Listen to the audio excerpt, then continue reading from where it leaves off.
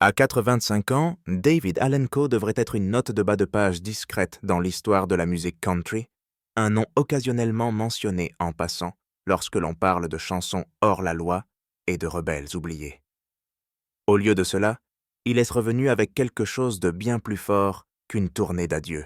Il est revenu avec un secret si explosif, si accablant, qu'il menace de fracturer l'héritage soigneusement poli du grand Ole Opry lui-même.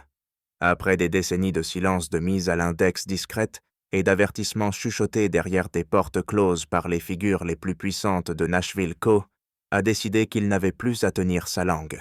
Dans une interview énigmatique filmée il y a quelques semaines, sa voix plus lente, mais non moins tranchante, il a fait une déclaration qui a stupéfié même les initiés de longue date.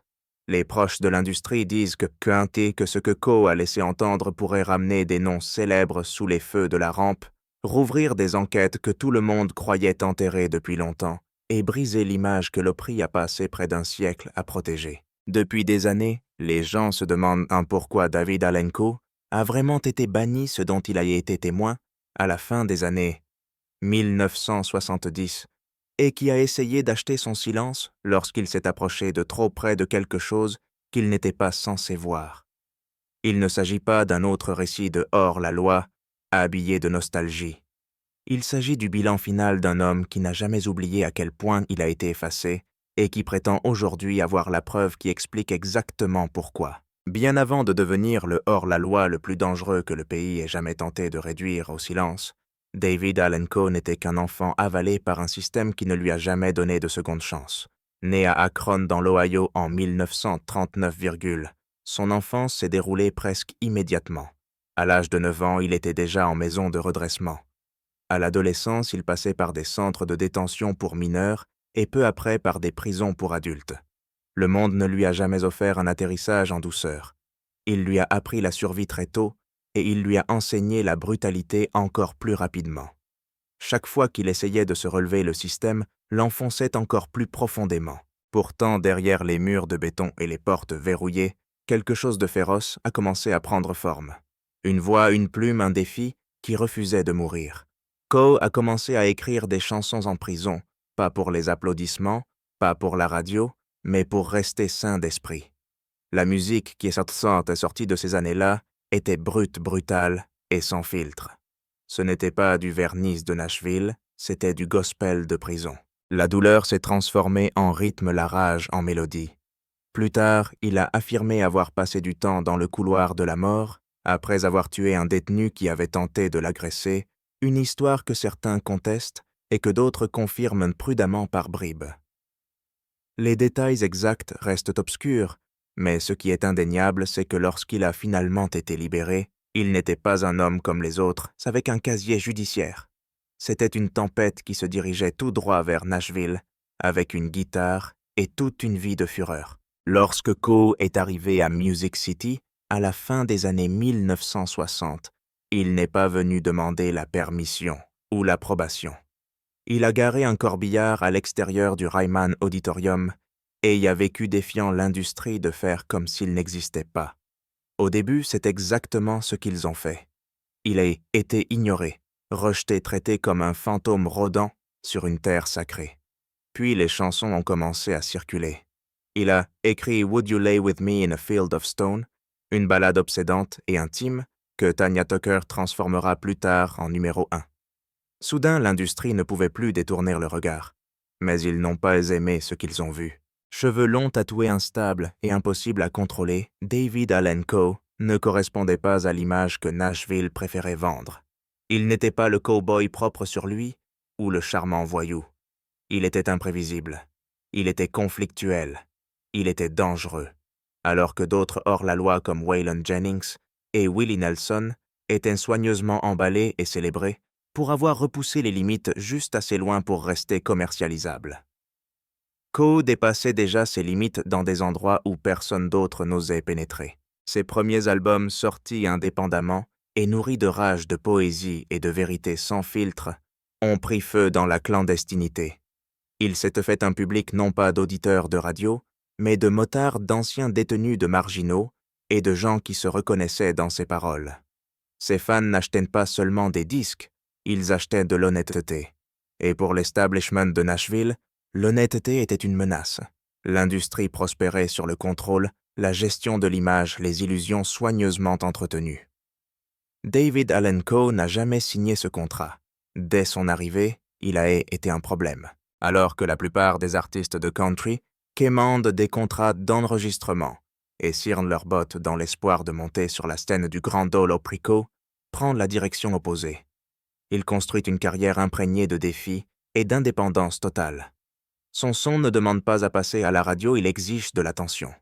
Des albums comme Penitentiary Blues et Requiem for a Harlequin ne ressemblent à rien de ce que l'on trouve sur les ondes grand public. Ils sont rugueux, psychédéliques, parfois déstabilisants, et indubitablement les siens. Lorsque le succès est arrivé, il l'a fait à ses conditions. Après que Would You Lay With Me in a Field of Stone soit devenu un succès massif, Coe avait enfin de l'argent et de l'influence. Au lieu d'adoucir son image, il a poussé plus loin. Il a sorti The Mysterious Rhinestone Cowboy, se produisant masqué habillé de strass de la tête aux pieds, se moquant ouvertement de l'obsession de l'industrie pour les apparences tout en volant discrètement son public, un hors-la-loi à la fois. Des chansons comme Long-Haired Redneck, If That Ain't Country et You Never Even Called Me By My Name ont ouvertement défié les règles de Nashville, ridiculisé ses gardiens et se sont connectés avec des fans qui ne se souciaient pas de ce que l'Opry considérait comme respectable. La musique de Coe était à la fois désordonnée et belle offensante, et honnête poétique et profane. Alors que Waylon Willie et Chris Christopherson étaient accueillis comme les visages publics de la country hors-la-loi, David Allen Coe construisait quelque chose d'entièrement en dehors de ses projecteurs. Il remplissait les salles, était en tête des hit-parades et vivait comme une légende sans jamais se plier à la structure de pouvoir de Nashville. Et cela les terrifiait. Car si un homme pouvait prospérer en dehors du système, combien de temps faudrait-il avant que d'autres ne suivent? Cette crainte est à l'origine du véritable retour de bâton. Pendant des décennies, le Grand Ole Opry a été un lieu sacré gardé par un cercle intérieur qui choisissait qui en faisait partie et qui n'en faisait pas partie.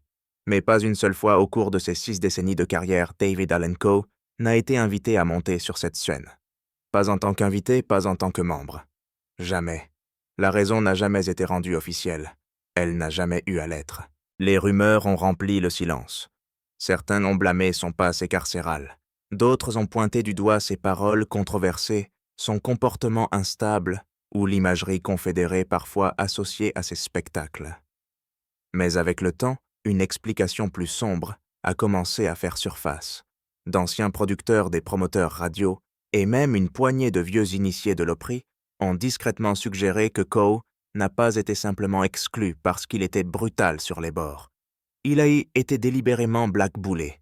Et maintenant, après toutes ces années, David Allen Coe prétend qu'il a enfin la preuve pour expliquer pourquoi, silencieusement, systématiquement. Un ancien collaborateur de l'Opry a affirmé qu'à la fin des années 1970, Coe a eu une réunion avec un personnage clé du bureau de gestion de l'Opry. Selon la source, la réunion s'est terminée par des cris, des bris de verre et des menaces. On lui a dit qu'il ne mettrait jamais les pieds sur la scène de l'Opry tant que cet homme serait en charge. L'identité de cet homme n'a jamais été confirmée, mais Coe n'a jamais oublié. D'autres disent donc que Coe s'est approché trop près d'un scandale, que l'Opry voulait désespérément enterrer une rumeur de liaison entre une star féminine montante et un cadre marié de l'Opry. Une autre histoire prétend que Coe est tombé sur des documents financiers suggérant des paiements massifs en dessous de la table pour la manipulation des chartes à la fin des années 70. Des documents qui auraient disparu à la suite d'un cambriolage du studio. Quelle que soit la vérité, le résultat a été clair, le nom de Coe a été effacé des programmes ignorés par les agents de réservation et écarté des nominations au prix. Alors que ses pairs ont été intronisés, célébrés et honorés, Coe a été traité comme un fantôme.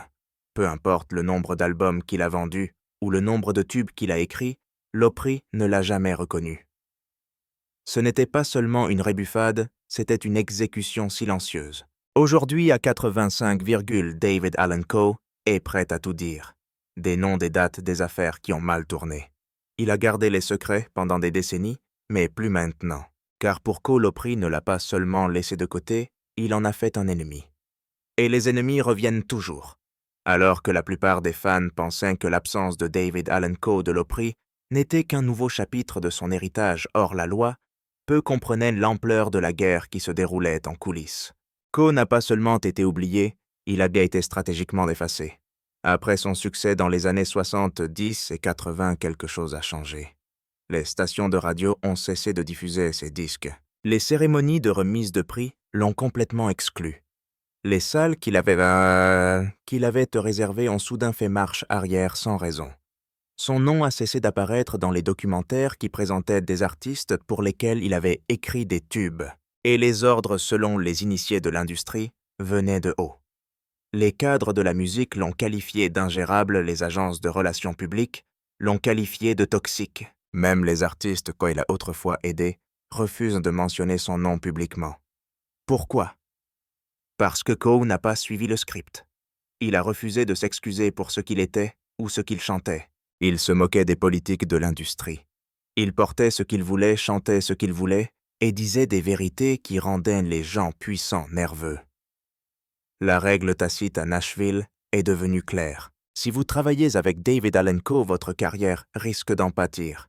Mais Coe n'était pas seulement un hors-la-loi de nom, il le vivait. Il a continué à sortir des albums de manière indépendante et à tourner sans relâche, se produisant souvent dans des rassemblements de motards bondés, des bars de petites villes et des festivals de musique illégale qui l'ont accueilli comme un membre de la famille royale. Sa base de fans ne s'est pas réduite, elle s'est agrandie. Underground off the grid et farouchement loyal. Ce n'étaient pas des auditeurs de radio country, c'étaient des éternels. Ils connaissent toutes les paroles, toutes les insultes qu'il a lancées à l'industrie et toutes les rancunes qu'il a gardées. Malgré sa mise à l'index, l'influence de Coe est restée indélébile. Les artistes étudiaient secrètement son phrasé. De jeunes écrivains admiraient son lyrisme brut. Et chaque fois qu'une de ses chansons était diffusée sur Internet ou se retrouvait sur une playlist bootleg, le plan de l'industrie pour le faire taire s'écroulait un peu plus. Ils voulaient qu'il soit invisible. Il est devenu légendaire. Aujourd'hui, à 85, David Allan Coe s'adresse directement à la guerre qu'il pensait avoir gagnée. Il cite les noms. Il brûle les traces écrites. Et cette fois, l'Opry ne pourra pas se cacher derrière la tradition. Car lorsqu'un homme n'a plus rien à perdre, la vérité devient un pistolet chargé. Pendant des années, David Allan Coe s'est tu. Il a joué le long jeu regardant l'industrie de la musique country avancer sans lui se mordant la langue, alors que l'Opry célébrait des artistes dont il savait qu'ils avaient des squelettes bien plus sombres que les siens. Mais aujourd'hui, à 85, il ouvre enfin le coffre-fort. Dans un enregistrement récemment divulgué d'un podcast privé qui n'était pas censé être publié, Coe lâche des bombes qui ont ébranlé Nashville. Dans le clip, il commence lentement, presque comme s'il racontait une vieille histoire de guerre. Mais ensuite, il donne des noms. Il parle d'une nuit dans 1977, dans les coulisses d'une grande salle, lorsqu'il dit avoir surpris un cadre de l'Opry au milieu de ce qu'il appelle une transaction écœurante.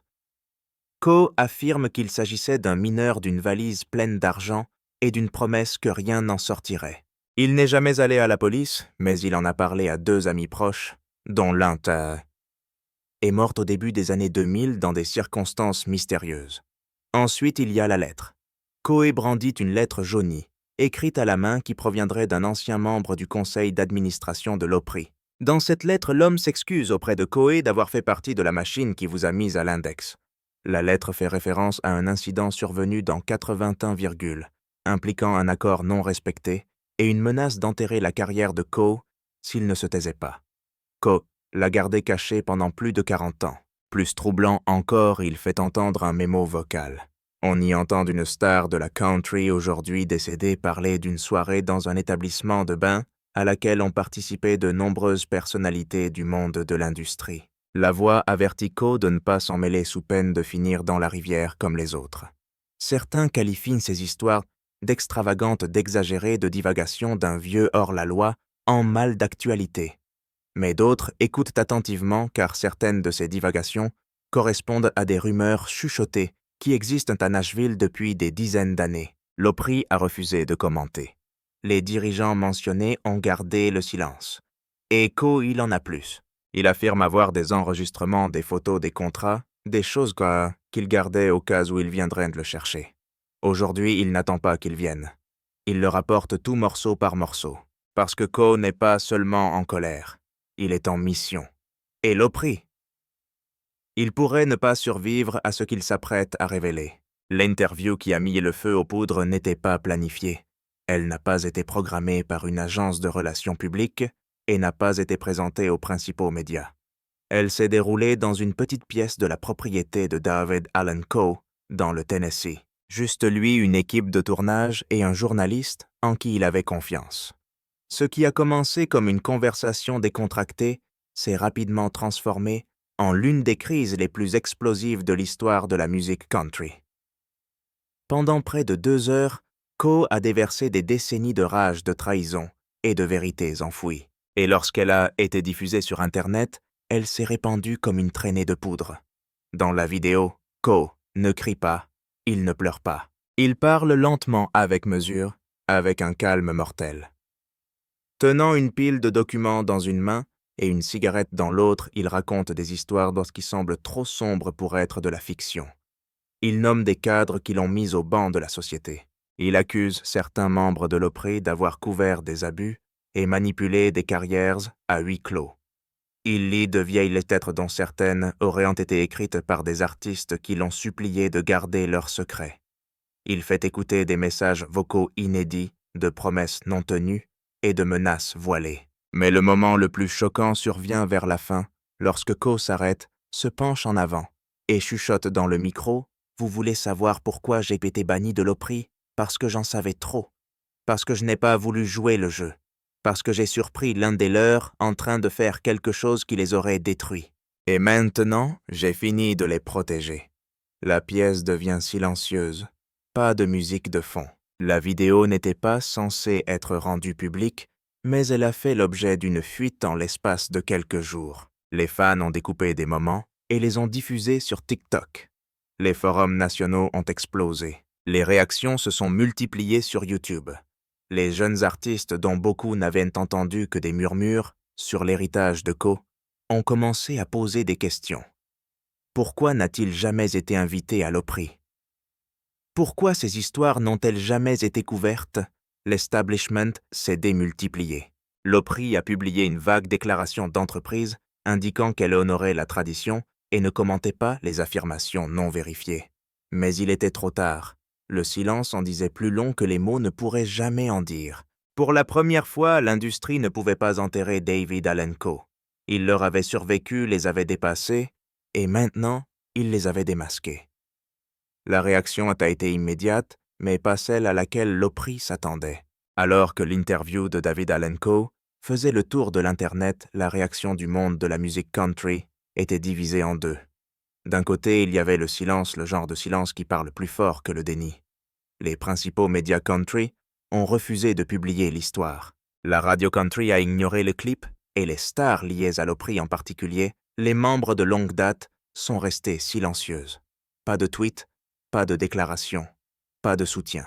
C'était comme s'ils retenaient leur souffle attendant de voir jusqu'où Coe irait. Mais de l'autre côté, il y avait le feu.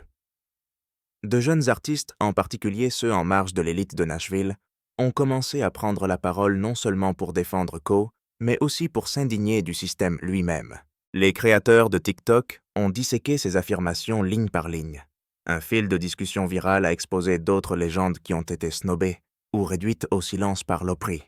Les fans ont inondé les sections de commentaires avec des hashtags tels que Number Justice for Coe et Number Opry Exposed, nombre de justice pour Coe et nombre d'Opry exposés. Certains se sont même présentés devant l'Opry House de Nashville, brandissant des pancartes sur lesquelles on pouvait lire « Pourquoi pas Coe ?» et « La vérité est hors la loi ». Puis c'est arrivé la vieille garde. Quelques-uns des pères de Coe de l'époque hors la loi survivants des mêmes batailles d'arrière-boutique ont rompu leur silence.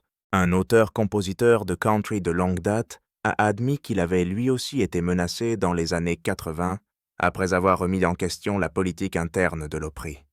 Un autre a confirmé que les affirmations de Coe concernant les listes noires était non seulement réelle, mais qu'elle se produisait encore aujourd'hui. Même un ingénieur du son de l'Opry à la retraite s'est manifesté en direct admettant qu'il y avait des dizaines d'artistes dont les noms n'étaient jamais autorisés à entrer dans l'édifice. Au fur et à mesure que la pression monte, la plateforme de Co se développe. Ses chiffres de streaming montent en flèche. The Ride Long-Haired Redneck et If That Ain't Country réintègrent les charts country sur Spotify et Apple Music. Son audience sur les réseaux sociaux a doublé. Ces spectacles autrefois relégués dans des lieux marginaux ont commencé à se vendre plus vite qu'ils ne l'avaient en fait depuis des années.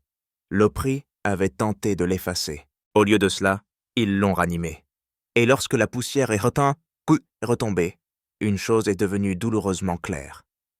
David Allen Coe n'était plus seulement un hors-la-loi. Il avait été le paratonnerre d'une tempête que l'Opry n'a jamais vue venir. En fin de compte, David Allen Coe n'avait pas besoin d'une intronisation à l'Opry. Il n'avait pas besoin d'une statue, d'un hommage ou d'une ovation sur la scène même qui l'a privé de sa présence pendant plus d'un demi-siècle. Car à 85 ans, Coe avait déjà fait quelque chose de bien plus puissant.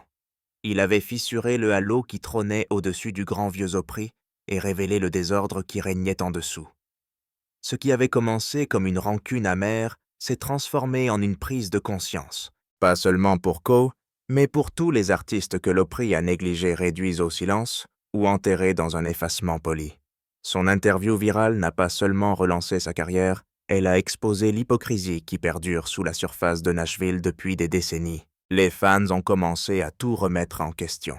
Combien d'autres légendes ont été mises à l'écart pour s'être exprimées? Combien de carrières ont été discrètement démantelées dans les coulisses? Et si l'Opry pouvait mettre à l'index quelqu'un d'aussi influent et durable que David Allen Coe, qu'est-ce que cela disait des valeurs qu'il prétendait défendre? Coe, pour sa part, a fait la paix avec cela. Dans ses dernières déclarations, il a dit qu'il n'avait jamais eu besoin de la validation de l'Opry. « Ils ont essayé de me tuer sans funérailles, dit-il. Maintenant j'écris l'éloge funèbre de leur image. Aujourd'hui, il passe son temps chez lui entouré de guitares, de carnets de notes et des cicatrices de toute une vie. Et de temps en temps, il publie une nouvelle chanson ou joue une ancienne qui frappe encore plus fort aujourd'hui que le jour où il l'a écrite. Quant à l'Opry, il a commencé à contrôler les dégâts en mettant à jour les déclarations de relations publiques, en renvoyant discrètement les anciens employés et en essayant désespérément de colmater les fissures que Coe a ouvertes. Mais c'est trop tard. L'homme que l'on croyait condamné à disparaître est devenu le symbole d'une vérité plus profonde, à savoir que l'on peut faire taire une voix, mais pas un héritage. L'histoire de David Allen Coe n'est plus seulement celle d'une rébellion, c'est celle d'une survie, d'une exposition et d'une vengeance poétique. Il n'a pas seulement survécu à la liste noire de l'Opry, il a réécrit le dernier chapitre. Et aujourd'hui, l'institution qu'il avait ignorée doit vivre dans l'ombre du hors-la-loi qu'elle n'a jamais pu contrôler. Alors que la poussière retombe et que l'industrie s'efforce de réécrire l'histoire, David Allen Coe reste inébranlable. À 85, il n'implore pas une seconde chance. Il allume une allumette sous les mensonges qui l'ont retenu. Dans un monde obsédé par les réputations polies et les légendes soignées, Coe a arraché le masque et défié la musique country de se regarder dans le miroir. Il n'a pas besoin de la scène de l'Opry. Il est devenu quelque chose de bien plus puissant. C'est le bilan. Son héritage, autrefois enterré sous la controverse, rugit aujourd'hui plus fort que jamais. Et alors qu'il gratte sa guitare depuis un Porsche au fin fond du Tennessee. Une chose est sûre, le murmure du rejet de l'Opry ne sera jamais plus fort que le rugissement de la vérité de Coe.